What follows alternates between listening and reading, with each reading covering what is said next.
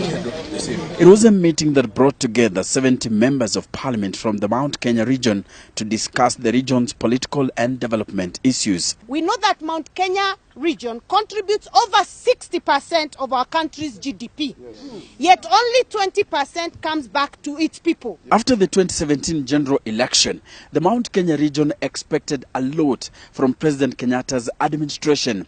But 1 year down the line, legislators from this region seem to suggest that they are getting a raw deal from a government they formed. A host of legislators maintained that the region has lagged behind on matters development, and yet it gave the largest of overall votes for the current government. In the last polls, the region overwhelmingly voted for the son of the region, President Uhuru Kenyatta, to retain his seat amid a fierce challenge from NASA's Raila Odinga.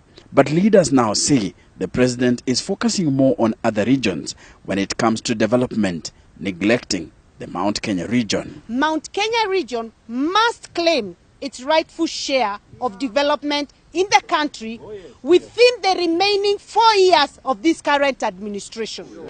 The meeting came amid divisions in the Jubilee Party over the support for Ruto's Kenyatta succession ambition, and some issues that directly or indirectly touch on the 2022 race were dropped after rifts emerged in the deliberations.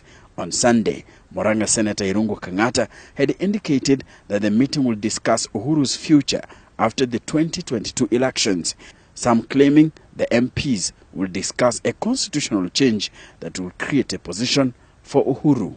I was even supposed to give a paper on my analysis on whether we people of this region should support a parliamentary system, a presidential system, a constitutional democracy. Those issues were not discussed. We kept that paper aside because it has potentiality to bring politics.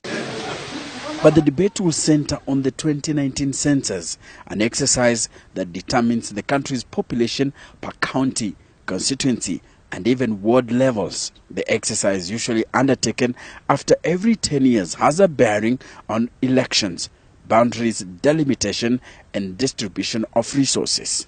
We need to ensure, for instance, census is not rigged. We feel that 2009 census was rigged in favor of some regions. The formula that sends money to counties is not fair. Those are the issues we are discussing.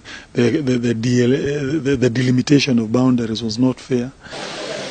Enoch Sikolia, Citizen TV, Nakuru County.